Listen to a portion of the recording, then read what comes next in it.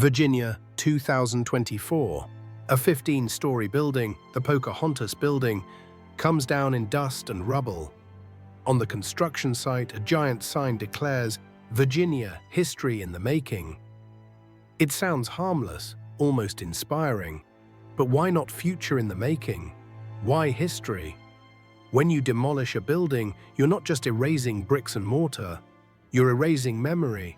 You're rewriting a chapter of the past. And for future generations, the old disappears, forever replaced by the new. Richmond, once the capital of the South, was filled with Gothic Revival marvels, copper domes, towering spires. Today, many are gone, erased under the labels of outdated, unsafe, or simply no longer useful.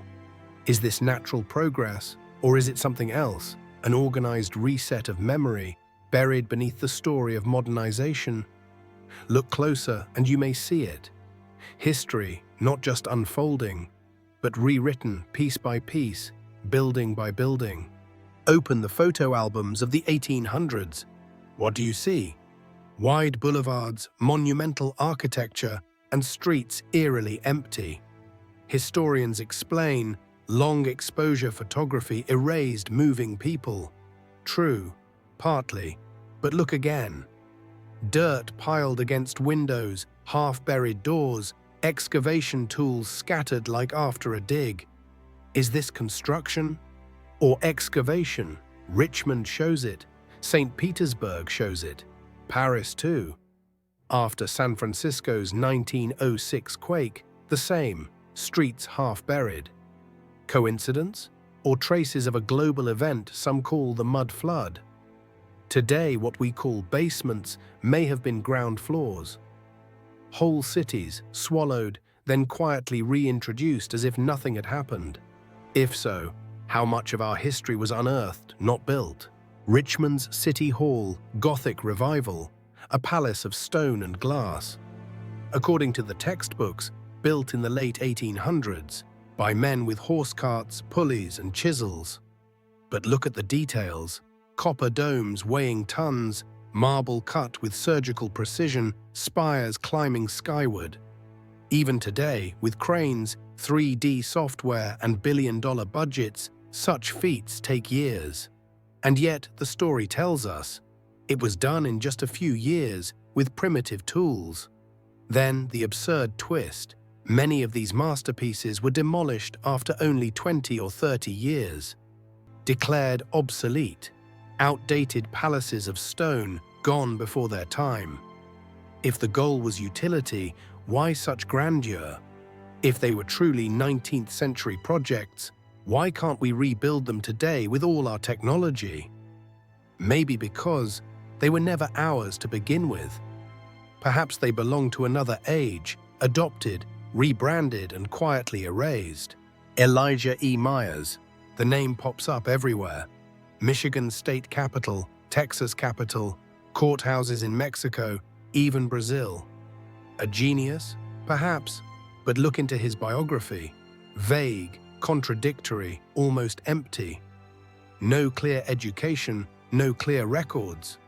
His grave remained unmarked until 2009. Yet, he is credited with dozens of monumental projects. Could he have built them all? Or was his name a convenient label, slapped onto relics that needed a creator? We know the tactic: give the unexplained a face, a name, a story. People stop asking questions. History looks neat again. But neatness can be a disguise, and perhaps Myers is less a man and more a mask for a forgotten past. Fires, always the same story. A library burns, a cathedral burns, a grand hotel goes up in flames. Across the US, across Europe, across Russia. Always an accident. Coincidence or a pattern? After the flames, few of these wonders were rebuilt as they were. Instead, concrete, steel, glass. Modernity rises, the past erased. Even in 2022, Easter Island saw a massive blaze shortly after reopening to tourists. Ancient statues, charred landscape, always fire, always loss. Perhaps flames are not only destroying wood and stone, perhaps they are burning away memory itself. And in the ashes, a new story is written. Open a map from the 1600s, 1700s, 1800s. One name appears again and again. Tartaria, a vast region stretching across Eurasia. But in today's atlases, gone. Historians say terminology changed. True, but names are not just words. Names are memory. On a Chilean map from 1870, Easter Island was labeled Tatara. Today, it's gone. A stroke of ink, a bureaucratic decision, and an entire identity vanished. Change a name, change memory, change history. If Tartaria could disappear from maps, what else has been erased, hidden in plain sight? Buried windows, half-sunken streets. Some call it the mud flood, a cataclysm of soil and debris swallowing entire cities just centuries ago. Then came the world wars, bombs leveling ornate districts, cathedrals crumbling, marble replaced with concrete. The story of progress, or the deliberate erasure of what didn't fit the narrative. Remove the buildings, you remove the proof. Remove the proof, people stop asking questions. But curiosity cannot be buried forever. Maybe the real question is not who erased history, but whether we dare to look again. Dare to question, dare to wonder. Because once you do, you'll never see life or history the same way again.